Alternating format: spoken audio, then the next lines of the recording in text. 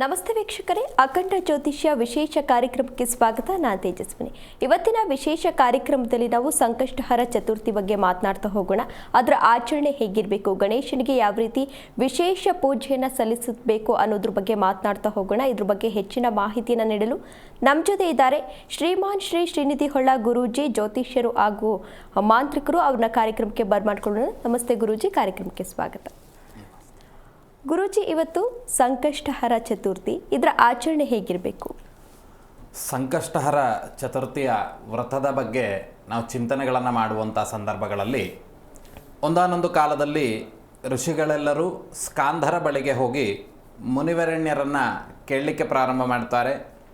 ಜನಗಳ ರೋಗ ಶೋಕ ಸಂಕಟಗಳನ್ನು ಪರಿಹಾರ ಮಾಡತಕ್ಕಂತಹ ಒಂದು ವ್ರತವನ್ನು ನಮಗೆ ಹೇಳಬೇಕು ಅನ್ನುವಂಥ ಚಿಂತನೆಯನ್ನಿಟ್ಟಾಗ ಸ್ಕಾಂದ ಮಹರ್ಷಿಗಳು ಮುಗುಳ್ನಗುತ್ತಾ ಹೇಳ್ತಾರೆ. ಏನು ಅಂತ ಕೇಳಿದರೆ, ಲೋಕದ ಜನರನ್ನು ಉದ್ಧಾರ ಮಾಡಲಿಕ್ಕಾಗಿ ಒಂದು ಉತ್ತಮೋತ್ತಮವಾಗಿರ್ತಕ್ಕಂತಹ ವ್ರತವನ್ನು ಹೇಳ್ತೇನೆ ಅನ್ನುವಂತಹ ವ್ರತದ ಬಗ್ಗೆ ಉಲ್ಲೇಖವನ್ನು ಹೇಳ್ತಾ ಹೋಗ್ತಾರೆ.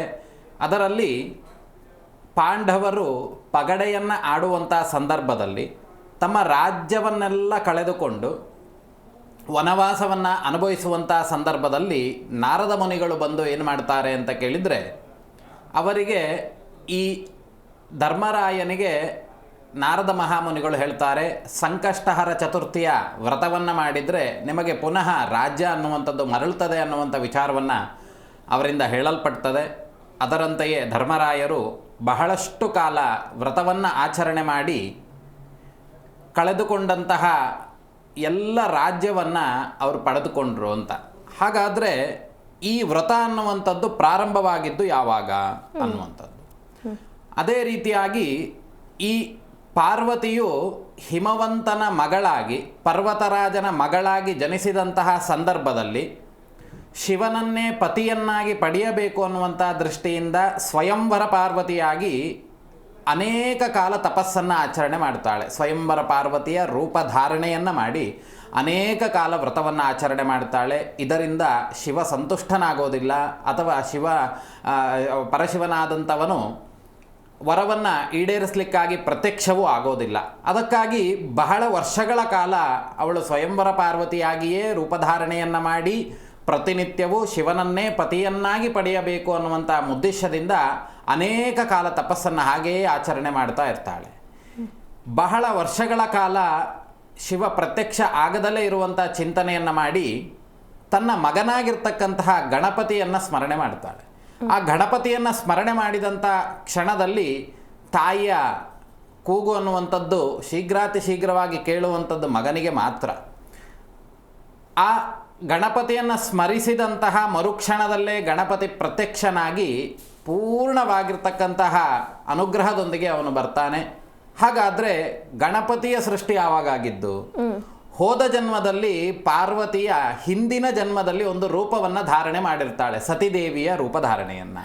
ಆ ರೂಪಧಾರಣೆಯನ್ನು ಮಾಡಿದಂಥ ಸಂದರ್ಭದಲ್ಲಿ ಸ್ನಾನಕ್ಕೆ ಹೋಗುವಂಥ ಸಂದರ್ಭದಲ್ಲಿ ತನ್ನ ಮೈಯಿಂದ ಗಣಪತಿಯ ಅವಯವಗಳಿಂದ ಗಣಪತಿಯನ್ನು ಸೃಷ್ಟಿ ಮಾಡಿ ಅವಳಿಗೆ ಪ್ರಾಣಪ್ರತಿಷ್ಠಾಪನಾದಿಗಳನ್ನು ಮಾಡಿ ಜೀವವನ್ನು ತುಂಬಿರ್ತಾಳೆ. ಅವನೇ ಗಣಪತಿಯಾಗಿ ಲೋಕಕ್ಕೆಲ್ಲ ಅನುಗ್ರಹ ಮಾಡುವಂತಹ ಕಾಲ. ಆ ಸಂದರ್ಭದಲ್ಲಿ ಪಾರ್ವತಿ ಏನು ಮಾಡ್ತಾಳೆ ಅಂತ ಕೇಳಿದರೆ, ಸತಿದೇವಿಯ ರೂಪವನ್ನು ಧಾರಣೆ ಮಾಡಿರೋದ್ರಿಂದ ದಕ್ಷ ಪ್ರಜಾಪತಿಗಳು ಮಾಡಿದಂತಹ ಯಜ್ಞಕ್ಕೆ ಕರಿದಲೇ ಇದ್ರೂ ಸಮೇತ ಹೋಗಿ ಅಲ್ಲಿ ಆದಂತಹ ಅಪಮಾನಗಳಿಂದ ನೊಂದು ಅದೇ ಯಜ್ಞದಲ್ಲಿ ಅವಳು ಬಿದ್ದು ತನ್ನ ಆತ್ಮವನ್ನು ಅಂತ ಹೇಳಿದರೆ ತನ್ನ ದೇಹವನ್ನು ತ್ಯಾಗ ಮಾಡಿದ್ಲು ಅನ್ನುವಂಥ ಕಥೆಗಳು ನಮಗೆಲ್ಲರಿಗೂ ತಿಳಿದಿರುವಂಥ ವಿಚಾರ. ಆ ಹೋದ ಜನ್ಮದಲ್ಲಿ ಸೃಷ್ಟಿ ಮಾಡಿದಂತಹ ಗಣಪತಿಯ ಸ್ವರೂಪ ಅನ್ನುವಂಥದ್ದು ಈ ಪರ್ವತರಾಜನ ಮಗಳಾಗಿ ಪುನಃ ಹುಟ್ಟಿದಾಗ ಆ ಗಣಪತಿಯನ್ನು ಪ್ರಾರ್ಥನೆ ಮಾಡಿದಾಗ ಶೀಘ್ರಾತಿ ಶೀಘ್ರವಾಗಿ ಮಹಾಗಣಪತಿ ಪ್ರತ್ಯಕ್ಷನಾಗಿ ತಾಯಿಯ ಮನೋ ಅಭಿಲಾಷೆಯನ್ನು ಅರಿತುಕೊಳ್ತಾನೆ. ಆದರೂ ತಾಯಿ ಒಮ್ಮೆ ಕೇಳ್ತಾಳೆ, ಬಹಳಷ್ಟು ವರ್ಷಗಳ ಕಾಲ ನಾನು ಶಿವನನ್ನು ಕುರಿತು ಪರಶಿವನನ್ನು ಕುರಿತು ಬಹಳಷ್ಟು ಅನುಷ್ಠಾನ ಮಾಡಿದರೂ ಸಮೇತ ನನಗೆ ಪ್ರತ್ಯಕ್ಷನಾಗಿ ಶಿವ ವರ ಕೊಡ್ತಿಲ್ಲ ಅನ್ನುವಂತಹ ವಿಚಾರಗಳನ್ನು ಗಣಪತಿಯಲ್ಲಿ ತೋರ್ಪಡಿಕೆ ಮಾಡಿದಾಗ, ಯಾವ ವ್ರತವನ್ನು ಮಾಡಿದರೆ ನಾನು ಶೀಘ್ರಾತಿ ಶೀಘ್ರವಾಗಿ ವಿವಾಹಳಾಗ್ತೇಳೆ ಶಿವನನ್ನು ಅನ್ನುವಂಥ ಪ್ರಶ್ನೆಯನ್ನಿಟ್ಟಾಗ ಗಣಪತಿ ತದೇಕ ಚಿತ್ತದಿಂದ ಸಂಕಷ್ಟ ಅಂತ ಹೇಳಿದರೆ ನಮಗೆ ಒದಗಬಹುದಾಗಿರ್ತಕ್ಕಂತಹ ಕೆಲವು ತೊಂದರೆಗಳು, ಈ ಸಂಕಷ್ಟಹರ ವ್ರತ ಚತುರ್ಥಿಯ ವ್ರತಕಥೆಯನ್ನು ಅಥವಾ ವ್ರತವನ್ನು ನೀನು ಆಚರಣೆ ಮಾಡಿದ್ದೇ ಹೌದು ಅಂತಾದರೆ ಶೀಘ್ರಾತಿ ಶೀಘ್ರವಾಗಿ ನೀನು ಸಂಕಲ್ಪಿಸಿದಂತಹ ಕಾರ್ಯ ಅನ್ನುವಂಥದ್ದು ಸಿದ್ಧಿ ಆಗ್ತದೆ ಅಂತೇಳಿ ಅನುಗ್ರಹವನ್ನಿತ್ತು ಗಣಪತಿ ನಿರ್ಗಮವನ್ನು ಹೊಂತಾನೆ. ಅದೇ ರೀತಿಯಾಗಿ ಬಹಳ ವರ್ಷಗಳ ಕಾಲ ಸಂಕಷ್ಟಹರ ಚತುರ್ಥಿಯ ವ್ರತಾದಿಗಳನ್ನು ಮಾಡಿ ಕೊನೆಯಲ್ಲಿ ಶಿವನನ್ನೇ ಪತಿಯನ್ನಾಗಿ ಪಡೆದಂತಹ ಇತಿಹಾಸ ಈ ಸಂಕಷ್ಟಹರ ಚತುರ್ಥಿಗೆ ಇರುವಂಥದ್ದು. ಹಾಗಾಗಿ ಯಾವುದೇ ಸಕಲ ಯೋನಿಗಳಲ್ಲಿ ಹುಟ್ಟಿದಂತಹ ಸಕಲ ಜೀವಚರಾಚರಗಳಲ್ಲಿಯೂ ಪ್ರಥಮ ಪೂಜಿತನಾಗಿರ್ತಕ್ಕಂತಹ ದೇವಾನುದೇವತೆಗಳಿಂದಲೂ ಶಿವನ ಆದಿಯಾಗಿಯೂ ಶಿವನನ್ನು ಸೇರಿಸಿಕೊಂಡು ಪ್ರಥಮ ಪೂಜೆಯನ್ನು ಪಡೆಯುವಂತಹ ಏಕಮಾತ್ರ ದೇವತೆ ಯಾವುದು ಅಂತ ಕೇಳಿದರೆ ಗಣಪತಿ ಅನ್ನುವಂಥ ವಿಷಯ. ಇದೇ ಗಣಪತಿಯ ವಿಚಾರಗಳಲ್ಲಿ ಸಂಕಷ್ಟಹರ ಚತುರ್ಥಿ ಅನ್ನುವಂಥದ್ದು ಯಾಕಾಗಿ ಆಯಿತು ಅಂತ ಕೇಳಿದರೆ ಈ ಚತುರ್ಥಿಯ ದಿನದಂದೇ ಗಣಪತಿ ಹಲವಾರು ರೀತಿಯಾಗಿರ್ತಕ್ಕಂತಹ ಅನುಗ್ರಹವನ್ನು ಇಟ್ಟಂಥದ್ದು. ಹಾಗಾದರೆ ಈ ಗಣಪತಿಯ ಆರಾಧನೆಯನ್ನು ಯಾವ ರೀತಿ ಮಾಡಬೇಕು, ಹಾಗೆ ಇಂದು ಸಂಕಷ್ಟಹರ ಚತುರ್ಥಿ ಇರುವಂತಹ ಕಾರಣದಿಂದ ಯಾವ ರೀತಿ ಆಚರಣೆಗಳನ್ನು ಮಾಡಿದರೆ ಗಣಪತಿಯ ಪ್ರೀತಿಗೆ ನಾವು ಪಾತ್ರರಾಗ್ತೇವೆ ಅನ್ನುವಂಥ ವಿಚಾರಗಳನ್ನು ನಾವು ಚಿಂತನೆ ಮಾಡ್ತಾ ಹೋಗೋದಾದರೆ ಸಕಲ ಜೀವರಾಶಿಗಳಲ್ಲಿಯೂ ಪ್ರತಿಯೊಂದು ಮಾನವರು ಸಮೇತ ದೇವರನ್ನು ಆಶ್ರಯಿಸುವಂಥದ್ದು ಯಾವುದಾದ್ರೂ ಒಂದು ಕಾಮನಾ ಇಚ್ಛೆಗೋಸ್ಕರವಾಗಿ ಮಾತ್ರ. ಸಂಕಟ ಬಂದಾಗ ಮಾತ್ರ ವೆಂಕಟರಮಣ ನೆನಪಾಗ್ತಾನೆ ಬಿಟ್ಟರೆ ಪ್ರತಿನಿತ್ಯ ವೆಂಕಟರಮಣ ಬರೋದು ಬರೀ ಯೂಟ್ಯೂಬ್ ಸ್ಪೀಕರ್ನಲ್ಲಿ ಮಾತ್ರ ಬರುವಂಥದ್ದು, ಯಾರು ಹೇಳಲಿಕ್ಕೆ ಹೋಗೋದಿಲ್ಲ. ಸಂಕಟ ಬಂತಂತಾದರೆ ಮಾತ್ರ ಭಟ್ರೆ ಯಾವ ಮಂತ್ರವನ್ನು ಓದಬೇಕು, ಯಾವ ಹೋಮವನ್ನು ಮಾಡಬೇಕು ಅನ್ನುವಂಥ ಜನ. ಆದರೆ ಆ ಸಂಕಟವೇ ಬರಬಾರ್ದು ಅನ್ನುವಂಥ ದೃಷ್ಟಿಯಿಂದ ಪ್ರತಿನಿತ್ಯ ಯಾರಿಗಾದ್ರೂ ಪೂಜೆ ಮಾಡಿ ಅಂತ ಹೇಳಿದರೆ ಆಗೋದಿಲ್ಲ.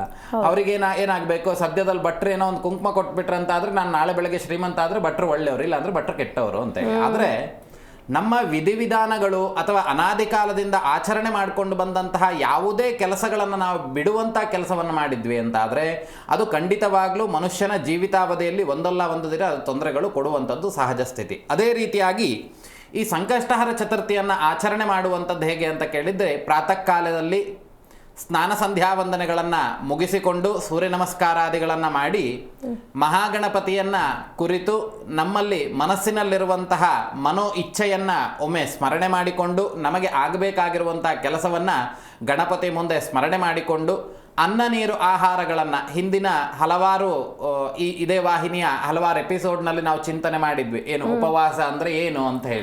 ಹಾಗೆ ಅದೇ ರೀತಿಯಾಗಿ ಉಪವಾಸವನ್ನು ಕೈಗೊಳ್ಳುವಂಥದ್ದು ಅಂತ ಹೇಳಿದರೆ ನಮ್ಮ ದೈಹಿಕ ದೇಹಕ್ಕೆ ಬೇಕಾಗಿರ್ತಕ್ಕಂತಹ ಎಲ್ಲ ಆಹಾರ ಪದಾರ್ಥಗಳನ್ನು ತ್ಯಜಿಸಿ ಕೇವಲ ಗಣಪತಿಯ ಸ್ಮರಣೆಯನ್ನು ಮಾಡುವಂಥದ್ದು ಉಪವಾಸ ಅಂತ ಹೇಳಿ. ಅದೇ ರೀತಿಯಾಗಿ ಉಪವಾಸಾದಿಗಳನ್ನು ಮಾಡಿ ಕುಲದೇವತಾ ಪೂಜೆಯನ್ನು ಮನೆಯಲ್ಲಿ ಮಾಡಿ ಘೃತದೀಪವನ್ನು ಹಚ್ಚಿ ತುಪ್ಪದ ದೀಪವನ್ನು ಹಚ್ಚಿ ತದನಂತರದಲ್ಲಿ ಇದು ಪ್ರದೋಷ ಕಾಲ ಅನ್ನುವಂಥದ್ದು ಸಾಯಂಕಾಲದಲ್ಲಿ ವ್ಯಾಪಿನಿ ಆಗಿರುವಂತಹ ಕಾರಣದಿಂದ ಮಹಾಗಣಪತಿಯ ದೇವಸ್ಥಾನದಲ್ಲಾಗಿರಬಹುದು ಅಥವಾ ನಿಮ್ಮ ಮನೆಗಳಲ್ಲಾಗಿರಬಹುದು ಗಣಪತಿ ಅಥರ್ವಶೀರ್ಷದ ಮಂತ್ರಗಳಿಂದ ಅಭಿಷೇಕಾದಿಗಳನ್ನು ಮಾಡುವಂಥದ್ದು, ಗಣಪತಿಗೆ ಷೋಡಶೋಪಚಾರ ಧೂಪದೀಪ ನೈವೇದ್ಯಾದಿಗಳನ್ನು ಕೊಡುವಂಥದ್ದು, ಅಂಗಪೂಜೆ ಪತ್ರಪೂಜೆ ಪುಷ್ಪ ಪೂಜಾದಿಗಳನ್ನು ಮಾಡುವಂಥದ್ದು, ಆವರಣ ಪೂಜೆಗಳನ್ನು ಮಾಡುವಂಥದ್ದು, ಗಣಪತಿಗೆ ವಿಶೇಷವಾಗಿ ಉಪ್ಪು ಇಲ್ಲದಂತಹ ಮೊಸರಿನ ಅನ್ನವನ್ನು ನೈವೇದ್ಯ ಮಾಡುವಂಥದ್ದು, ತದನಂತರದಲ್ಲಿ ತುಪ್ಪದಲ್ಲಿ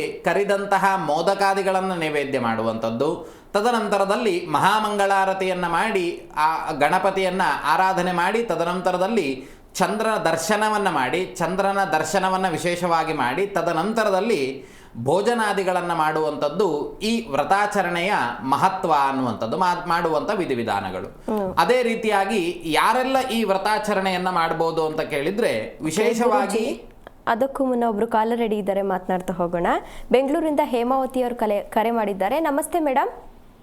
ನಮಸ್ತೆ ಮೇಡಮ್. ಯಾರ ಬಗ್ಗೆ ಕೇಳಬೇಕಿತ್ತು? ನನ್ನ ಮಗನ ಬಗ್ಗೆ ಕೇಳಬೇಕಾಗಿತ್ತು. ಡೇಟ್ ಆಫ್ ಬರ್ತ್ ಹೇಳ್ತೀರಾ? 17/7/1994. ಓಕೆ, ಗುರೂಜಿ ಇದ್ದಾರೆ, ಮಾತನಾಡಿಮ್ಮ. ನಮಸ್ತೆ. ನಮಸ್ತೆ. ಹಾಂ ಹೇಳಿ. 17/7/94 ರೇಣುಕಾ ಪ್ರಸಾದ್ ಅಂತ. ರೇಣುಕಾ ಪ್ರಸಾದ್ 17/7/94. ಸರಿ. ಅವ್ರಿಗೆ ಮದ್ವೆ ವಿಳಂಬ ಆಗ್ತಾ ಇದೆ, ಅದಕ್ಕೆ ಕೇಳೋಣ. ಟೈಮ್ ಹುಟ್ಟಿದಂತ ಸಮಯ ಗೊತ್ತಿದೆಯಾ? ಹುಟ್ಟಿದ ಸಮಯ ಗೊತ್ತಿಲ್ಲ ಸರ್. ಭಾನುವಾರ ಹುಟ್ಟಿದ್ದು. ಭಾನುವಾರ ಹುಟ್ಟಿದ್ದು. ಬೆಳಗ್ಗೆ ಸಂಜೆ ಏನಾರು ಗೊತ್ತಾ? ಬೆಳಗ್ಗೆ ಬೆಳಗ್ಗೆ. ಬೆಳಗ್ಗೆನಾ? ಸರಿ, ಏನು ಮಾಡ್ತಾ ಇದ್ದಾರೆ ಇವರೀಗ? ಅವರು 5 ಸ್ಟಾರ್ ಹೋಟ್ಲಲ್ಲಿ ಕೆಲಸ ಮಾಡ್ತಾ ಇದ್ದಾರೆ.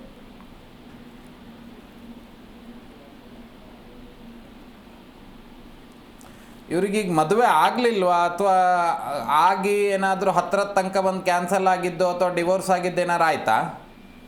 ಏನಿಲ್ಲ ಸರ್, ನೋಡ್ತಾ ಇದ್ದೀವಿ, ವಿಳಂಬ ಆಗ್ತಾ ಇದೆ ಅಷ್ಟೇ.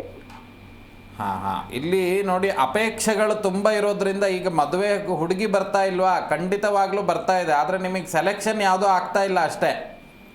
ಹುಡುಗಿ ಬರ್ತಾನೆ ಇಲ್ಲ ಅಂತೇನಿಲ್ಲ, ಬರ್ತಾ ಇದೆ, ಆದರೆ ನೀವು ಯಾವುದನ್ನು ಸೆಲೆಕ್ಟ್ ಮಾಡ್ತಿಲ್ಲ ಅಷ್ಟೇ. ಅದು ಬೇಡ, ಇದು ಬೇಡ, ಇವ್ರು ಕೊಡೋದು ಕಮ್ಮಿ, ಅವ್ರು ತಗೊಳ್ಳೋದು ಕಮ್ಮಿ ಅನ್ನುವಂಥ ಮನಸ್ಥಿತಿಗಳೇ ಕಾಣಿಸ್ತಿದೆ ಅಲ್ವಾ? ವಿಷಯ ಇಲ್ಲ ಸರ್, ಅವ್ನ ವಯಸ್ಸಿಗಿಂತ ಜಾಸ್ತಿ ಬರ್ತಾ ಇದೆ ಅದು. ಅದೇ ಬರ್ತಾ ಇಲ್ಲ ಅನ್ನುವಂಥದ್ದಿಲ್ಲ. ಇಲ್ಲಿ ಸದ್ಯದ ಪರಿಸ್ಥಿತಿಗೆ ವ್ಯಯಸ್ಥಾನದಲ್ಲಿರುವಂಥ ಹೋಮ ಹವನಗಳೇನಾದರೂ ಮಾಡಿದ್ರಾ? ಮನೆ ಕಟ್ಬೇಕಾದ್ರೆ ಮಾಡಿದ್ವಿ ಸರ್, ಗಣಪತಿ ಹೋಮ ಮಾಡಿದ್ವಿ. ಇಲ್ಲಿ ಮಗನ ವಿಚಾರವಾಗಿ ಈ ಮದುವೆಗೆ ಸಂಬಂಧಿತವಾಗಿ ಏನು ಹೋಮ ಹವನಗಳನ್ನು ಮಾಡಲಿಲ್ಲ? ಇಲ್ಲ ಇಲ್ಲ. ಮತ್ತೆ ಈಗ ನೋಡಿ, ಇಲ್ಲಿ ಮದುವೆ ಆಗುವಂಥ ಗುರುಬಲ ಅನ್ನುವಂಥದ್ದು ಆಲ್ರೆಡಿ ಅವನಿಗೆ ಗುರುಬಲ ಮುಗಿದೋಗಿದೆ, ಮದುವೆ ಆಗುವಂಥದ್ದು. ಇಷ್ಟು ವರ್ಷ ನೀವು ಎಂಥದ್ದು ಮಾಡಲಿಲ್ಲ. ಇಲ್ಲಿ ನೋಡಿ, ದೋಷಪೂರಿತವಾಗಿರುವಂಥದ್ದು ಅಂತ ಹೇಳಿದರೆ, ಈಗ ನಿಮ್ಮ ಮುಖವನ್ನು ಫುಲ್ಲು ಮುಚ್ಚಾಕಿ ಬಿಟ್ಟರೆ ಎದುರುಗಡೆ ಇರುವಂಥದ್ದು ಏನಾರು ಕಾಣಿಸ್ತದ ನಿಮಗೆ? ಕಾಣಲ್ಲ. ಹಾಗೆ ಇವನಿಗೆ ವಿವಾಹ ಪ್ರತಿಬಂಧಕ ದೋಷಗಳು ಅನ್ನುವಂಥದ್ದು ಇದ್ದಾಗ ಅದನ್ನು ಸರಿಯಾಗಿ ನೀವು ಪರಿಹಾರ ಮಾಡ್ಕೊಳ್ಳಲಿಲ್ಲ. ಅದು ಇರುವಂಥದ್ದು ಏನಾಗ್ತಿದೆ, ಈಗ ವಿವಾಹಕ್ಕೆ ಪ್ರತಿಬಂಧಕ, ಮದುವೆ ವಿಚಾರದಲ್ಲಿ ಸ್ವಲ್ಪ ಕಷ್ಟ ಇರುವಂಥ ಲಕ್ಷಣಗಳಿದೆ. ಕೆಲವೊಂದು ಪರಿಹಾರಾದಿಗಳಾಗಬೇಕು, ಯಾಕಂದರೆ ತುಂಬ ದೋಷಗಳಿದೆ. ಮತ್ತು ಗುಪ್ತ ಸಮಸ್ಯೆಗಳಿದೆ ಇವನಿಗೆ. ಗುಪ್ತ ಸಮಸ್ಯೆಗಳು ಅಂತ ಹೇಳಿದರೆ ವೈದ್ಯರ ಹತ್ರ ನೇರವಾಗಿ ಈ ಥರದ ಕಣ್ಣೋವಿದೆ, ಕೈ ನೋವಿದೆ ಅಂತ ಹೇಳಲಿಕ್ಕೆ ಸಾಧ್ಯ ಇಲ್ಲದಲೇ ಇರುವಂಥ ರೋಗಗಳಿಂದ ಬಳಲುವಂಥ ಲಕ್ಷಣಗಳಿದೆ. ಯಾಕಾಗಿ ಅಂತ ಕೇಳಿದರೆ, ಈ ಹಿಂದೆ ಇರುವಂಥ ದೋಷಗಳು ಅನ್ನುವಂಥದ್ದು ಅದು ಉಲ್ಬಣ ಆಗುವಂಥ ಲಕ್ಷಣಗಳು, ಅದು ಸ್ವಲ್ಪ ಹೆಚ್ಚಾಗುವಂಥ ಲಕ್ಷಣಗಳು. ಹೇಗೆ ಅಂತ ಕೇಳಿದರೆ, ಈ ಮಗು ಹುಟ್ಟಿದಾಗ 2001 ಈ ಕಾಲಕ್ಕೆ ಅವನಿಗೆ ಆರೋಗ್ಯ ಸಮಸ್ಯೆ ಆಯಿತು, ಗೊತ್ತಾ? ಅದೇ ರೀತಿ ಆ ಸಮಸ್ಯೆಗಳನ್ನು ನೀವು ಪರಿಹಾರ ಮಾಡ್ಕೊಳ್ದಲೇ ಇರುವಂಥದ್ದು ಮದುವೆಗೂ ಪ್ರತಿಬಂಧಕ ದೋಷವನ್ನು ಕೊಟ್ಟಿದೆ. ನಂತರದಲ್ಲಿ ಈಗ ಗುಪ್ತ ಸಮಸ್ಯೆಗಳು ಅನ್ನುವಂಥದ್ದು ಪ್ರಾರಂಭ ಆಗ್ತದೆ.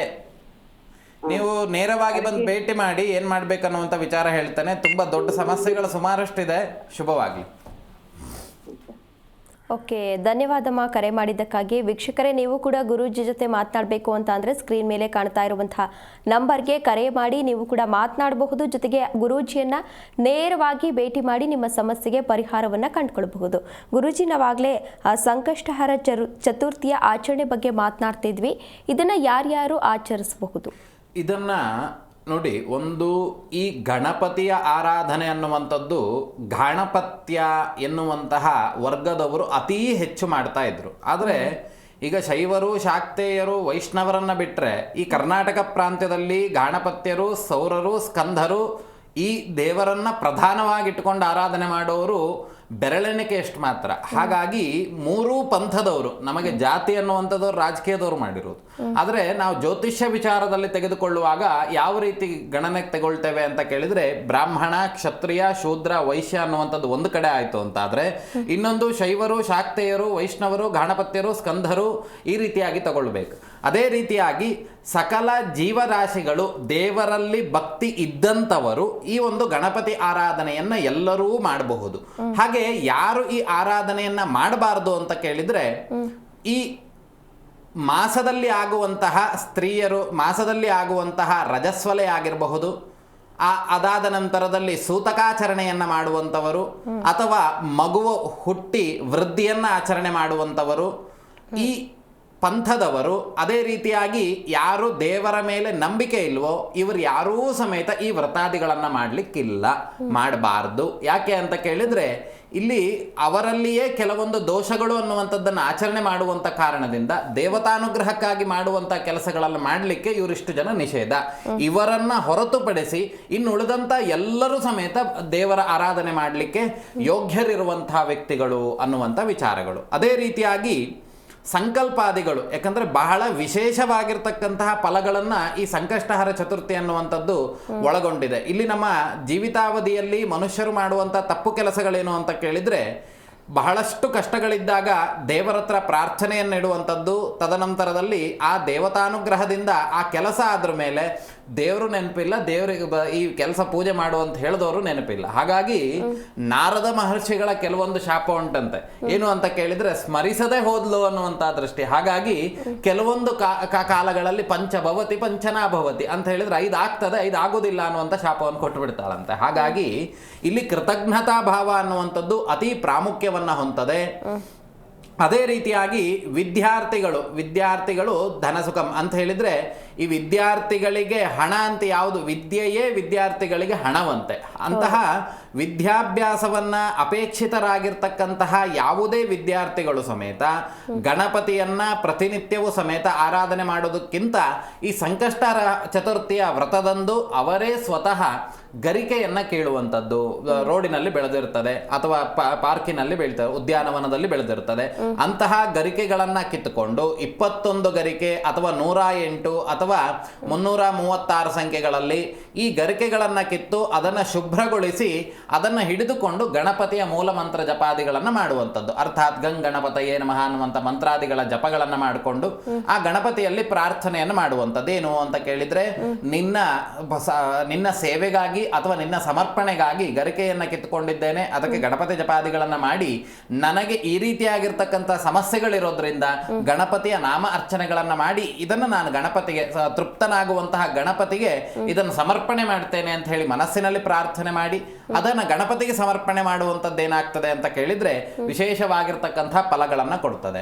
ಯಾಕೆ ಅಂತ ಕೇಳಿದ್ರೆ, ಯಾಕೆ ಸಂಕಷ್ಟಹರ ಚತುರ್ಥಿಗಳು ಅಥವಾ ಈ ಸತ್ಯನಾರಾಯಣ ವ್ರತಕಥೆಗಳು ಅನ್ನುವಂಥದ್ದು ಮನುಷ್ಯನ ಜೀವನದಲ್ಲಿ ಮಾಡಿ ಅಂದ್ರೂ ಕೂಡ ಅದೇನೋ ಒಂದು ರೀತಿಯಲ್ಲಿ ಮಾಡಿಬಿಡ್ತಾರೆ. ಆದ್ರೆ ಇವತ್ತಿನ ಕಾಲಘಟ್ಟದಲ್ಲಿ ಪ್ರಚಲಿತ ವಿದ್ಯಮಾನದಲ್ಲಿ ಆ ಒಂದು ಈ ಸತ್ಯನಾರಾಯಣ ಪೂಜೆ ಆಗಿರಬಹುದು ಅಥವಾ ಗಣಪತಿಯ ಪೂಜೆ ಆಗಿರಬಹುದು ಅತಿ ಹೆಚ್ಚು ನಡೀತಿರೋದ್ರಿಂದ ಏನಾಗ್ತಿದೆ, ಎಲ್ಲರಿಗೂ ಸಮೇತ ಬಿಡು ಇದೊಂದ್ಸಲಿ ಮಿಸ್ ಆಯ್ತಾ, ಮುಂದಿನ ಸಲಿ ಮಾಡುವ ಅನ್ನುವಂಥ ವಿಚಾರಗಳಿಗೆ ಹೋಗ್ಬಿಡ್ತಾರೆ. ಈ ವ್ರತಾಚರಣೆಗಳು ಅನ್ನುವಂಥದ್ದು ಇವೆಲ್ಲ ಬರುವಂತಹ ಕಾಲ ಯಾವುದು ಅಂತ ಕೇಳಿದ್ರೆ ಪರ್ವಕಾಲಗಳು ಅಂತ ಹೇಳ್ತಾರೆ. ಪರ್ವಕಾಲಗಳು ಅಂತ ಹೇಳಿದ್ರೆ ಹೇಗೆ ಈ ಸಾಮಾಜಿಕ ಜಾಲತಾಣಗಳಲ್ಲಿ ನಾವು ಯಾವುದಾದ್ರೂ ಒಂದು ವಸ್ತುವನ್ನು ತಗೊಳ್ಬೇಕು ಅಂತ ಆದ್ರೆ ಕೆಲವೊಂದು ಆ್ಯಪಿಗೆ ನಾವು ಅಡಿಕ್ಟ್ ಆಗಿರ್ತೇವೆ. ಅದರಲ್ಲಿ ಏನಾದರೂ ಒಂದು 50% ಆಫರ್ ಕೊಟ್ಟರು ಅಂತ ಆದ್ರೆ ಕೆಲಸಕ್ಕೆ ಬೇಕಾದ್ರೂ ರಜೆ ಹಾಕಿ ನಾವೆಲ್ಲ ಆರ್ಡರ್ ಮಾಡ್ತಾ ಕುತ್ಕೊಳ್ತೇವೆ. ಯಾಕಾಗಿ? ನಮಗೆ ಆ ವಸ್ತುವಿನ ಮೌಲ್ಯ ಅನ್ನುವಂಥದ್ದು ಅರ್ಧ ಭಾಗಕ್ಕೆ ನಮಗೆ ಸಿಗ್ತದೆ ಅಂತ.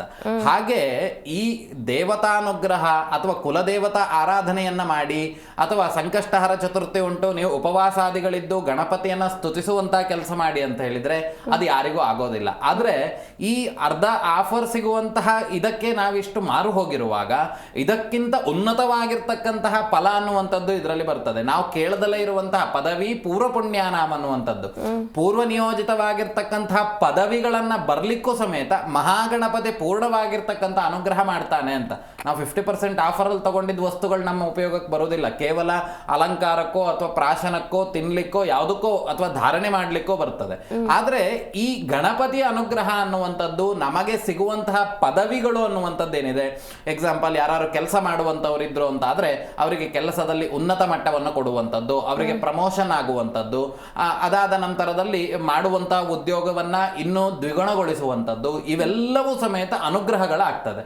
ಇದನ್ನ ನಮ್ಮ ಜನರಿಗೆ ಹೇಳಿದ್ರು ಅದು ಬೇಡ, ನಮಗಿದೆ ಪ್ರಾಮುಖ್ಯತೆ ಅಂತ ಹೇಳಿ ಹೋಗ್ತಾರೆ. ಹಾಗಾಗಿ ಗಣಪತಿಯನ್ನ ಸ್ತುತಿಸುವಂಥದ್ದು ಎಷ್ಟು ಪ್ರಾಮುಖ್ಯತೆಯೋ ಆ ಆಚರಣೆಗಳನ್ನು ಹಾಗೆ ಮುಂದುವರಿಸ್ಕೊಂಡು ಹೋಗ್ಬೇಕಾದ್ರೆ ಈ ಗಣಪತಿ ಕೋಪ ಆಗುವಂಥದ್ದು ಯಾವಾಗ? ಹಾಗಾದ್ರೆ ಗುರುಗಳೇ ಗಣಪತಿಯನ್ನ ಸ್ತುತಿಸುವಂಥದ್ದು ಹೇಳಿದ್ರಿ, ಗಣಪತಿಯನ್ನ ಆರಾಧನೆ ಮಾಡುವಂಥದ್ದು ಹೇಳಿದ್ರಿ, ಯಾವ ರೀತಿಯಾಗಿ ಆರಾಧನೆ ಇವೆಲ್ಲವೂ ಬಂತು.